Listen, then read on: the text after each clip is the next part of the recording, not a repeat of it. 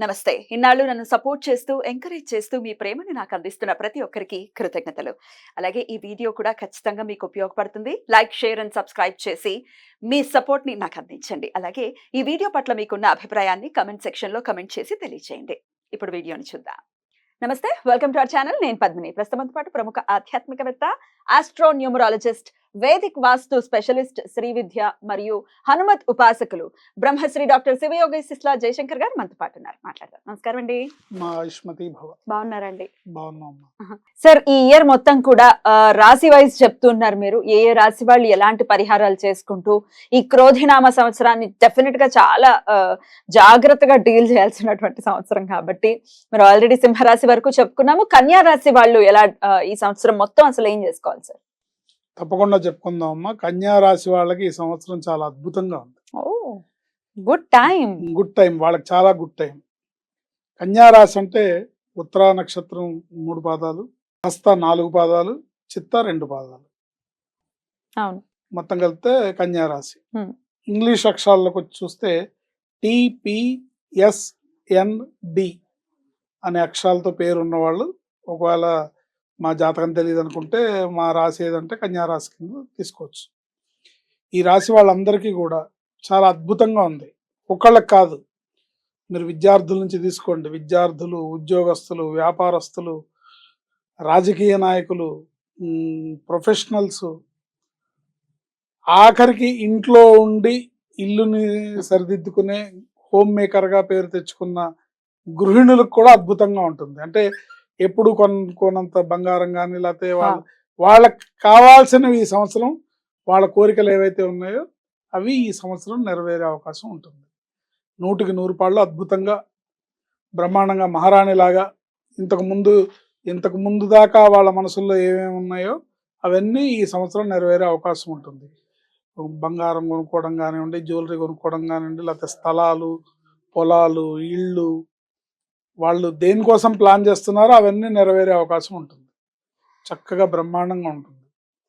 కాకపోతే వీళ్ళు ఆహార వ్యవహారాల్లో జాగ్రత్తలు వహించాలి.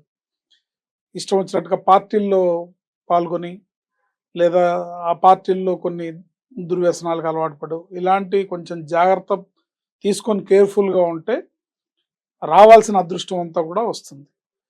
ఈ ఫుడ్ విషయంలో కేర్ తీసుకోకపోతే ఇబ్బందులు వచ్చే అవకాశం ఉంటుంది. తద్వారా బ్యాడ్ లక్ మన లైఫ్లోకి ఎంటర్ అయ్యే అవకాశం ఉంటుంది. అందుకని junk food, out side food లేకుండా చాలా జాగ్రత్తగా మంచిగా చేసుకుంటే బాగుంటుంది. వీళ్ళు ఈ సంవత్సరం అంతా కూడా శుక్రవారం, ఆదివారం నియమనిష్టలతో ఉండాలి. అంటే మరింత మెరుగైన ఫలితాన్ని పొందడానికి అన్ని బాగుంటాయి, మీరు ఏం చేసినా బాగానే ఉంటుంది. కానీ ఏమవుతుందంటే కూచమ్మ కూడబెడుతుంటే మాచమ్మ మాయం చేస్తాం. మన విధి ఎలా ఉంటుందంటే ఇటు వచ్చే అవకాశం ఉంటే దాన్ని మూసేయడానికి కూడా మన బుద్ధులు, మన చర్యలు, మన పనులు, ఈ కర్మ వెంబడిస్తుంటుంది. కనుక ఒకంత జాగరూకతతో కేర్ఫుల్గా ఆచితూచి అడిగేసి ఈ సంవత్సరం బాగుంది కాబట్టి దాన్ని బాగా యూటిలైజ్ చేసుకోవాలి. మనం బాగా చేసుకోవాలంటే మీకు ఈ సంవత్సరం రావాల్సిన అదృష్టం అంతా, ఈ సంవత్సరం రావాల్సిన సంపద అంతా మీ జీవితంలోకి రావడానికి శుక్రవారం, ఆదివారం నియమనిష్టలతో ఉండాలి. ఆహారంలో కానీ, ఇతర ఆచార వ్యవహారాల్లో కానీ. ఇప్పుడు శుక్రవారం నాడు లలితా సహస్రనామ పారాయణ, అమ్మవారి దేవాలయ సందర్శన వీళ్ళకి మంచి అదృష్టాన్ని ఇస్తుంది శుక్రవారం నాడు. ఆదివారం నాడు విష్ణుమూర్తికి సంబంధించిన ఆలయం ఏదైనా సరే, లక్ష్మీనారాయణుల గుడి కానీ, శ్రీ లక్ష్మీ నరసింహస్వామి గుడి కానీ, వెంకటేశ్వర స్వామి దేవాలయం కానీ, ఏదైనా సరే దేవాలయాన్ని సందర్శించి అవకాశం ఉంటే విష్ణు సహస్రనామం పారాయణం చేసుకోవడం ద్వారా ప్రతినిత్యం ఎప్పుడెప్పుడు చేయమంటారు సార్ విష్ణు సహస్రనామం? అంటే ఆసక్తి ఉన్న వాళ్ళు ప్రతి రోజు చేసుకోవచ్చు. కనీసం ఆ శుక్రవారం నాడు, శుక్రవారం నాడు లలితా సహస్రనామం పారాయణ, ఆదివారం నాడు విష్ణు సహస్రనామం పారాయణ చేసుకోవడం ద్వారా అన్ని రకాలుగా భాగ్యవంతులు అవుతారు. ముఖ్యంగా నాన్ వెజిటేరియన్స్ అయితే కనుక ఎగ్, చికెన్ ఈ శుక్ర ఆదివారాల్లో తినకుండా ఉంటే మంచిది. నాన్ వెజ్ అంటే ఏది తినకూడదు, ఓన్లీ చికెన్ కాదు, చికెన్ ఎగ్ స్పెషల్. కోడిని తినద్దు, కోడిని తినద్దు, కోడి గుడ్డుని తినద్దు, అదే కోడి సంతతిని తినకూడదు. రైట్. ఏంటి ఏంటి ముఖ్యంగా శుక్రవారం, ఆదివారం జనరల్ గా అసలు నాన్ వెజ్ తినకూడదు అని చెప్తారు. తినకూడదు, but at least chicken at least chicken egg avoid చేయాలి. దీని వెనకాల ఉన్న అంతర్యం సార్ ఒకసారి చెప్పండి. గ్రహస్థితి, గ్రహస్థితి. రాహుకేతువులకి ఈ చికెన్లు పడవు. ఓకే, అందుకని అవాయిడ్ చేయాలి. ఈ జల పుష్పాలుగా చెప్పేటటువంటి ఫిషెస్ అంటే తినొచ్చు అని మనం చెప్పకూడదులేండి, అంటే తినొచ్చు అని చెప్పకూడదు, తినమని ఎంకరేజ్ చేయకూడదు. ఆదివారం నాడు నీ మనుషులతో ఉంటే వాళ్ళు అన్ని రకాలుగా కూడా మీ జాతకం తెలిసినా తెలియకపోయినా మీరు భాగ్యవంతులు అవుతారు. ఎందుకంటే ఆదివారం ప్రత్యక్ష దైవం సూర్యనారాయణ మూర్తి వారం కాబట్టి ఉండాలి. అంతేకాకుండా ఈ శుక్ర ఆదివారాల్లో కటింగ్స్, షేవింగ్స్, గోల్డ్ తీయటం అంటే కొంచెం చేయకూడని పనులు చేయకూడదు, చూసుకొని చేయాలి. తర్వాత ముఖ్యంగా మహిళలు బ్యూటీ పార్లర్స్కి వెళ్తుంటారు, ఈ రోజుల్లో వెళ్లకుండా ఉంటే మంచిది. ఇట్లా నియమనిష్టలు పాటిస్తూ ఈ పనులు చేస్తుంటే వీళ్ళకి అద్భుతంగా ఉంటుంది. ఏంటి ఈ సంవత్సరం వీళ్ళకి కలిసి వచ్చే వారాలు శని, ఆది, గురువారాలు వీళ్ళకి కలిసి వస్తాయి. శనివారం, ఆదివారం, గురువారం. వీళ్ళకి లక్కీ నెంబర్స్ 6వ నెంబరు, 9వ నెంబరు. ఇవి యూటిలైజ్ చేసుకోవచ్చు.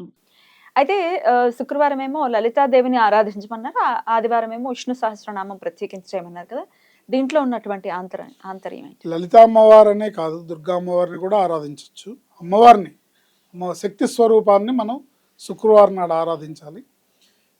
ఆదివారం నాడు విష్ణుమూర్తిని, నరసింహస్వామి అయినా, లక్ష్మీనారాయణులైనా, శ్రీభూనీల సమేత వెంకటేశ్వర స్వామి అయినా, ఎవరినైనా వీళ్ళు దేవాలయ సందర్శన వీళ్ళకి ఉత్తమమైన ఫలితాలు ఇస్తుంది. కారణం ఏంటంటే అన్వాంటెడ్గా వచ్చే కోర్టు కేసులు, కోర్టులో వ్యవహారాలు, కొన్ని చిక్కులు పర్సనల్ జాతకంలో ఉండే కొన్ని వచ్చే అవకాశం ఉంటుంది.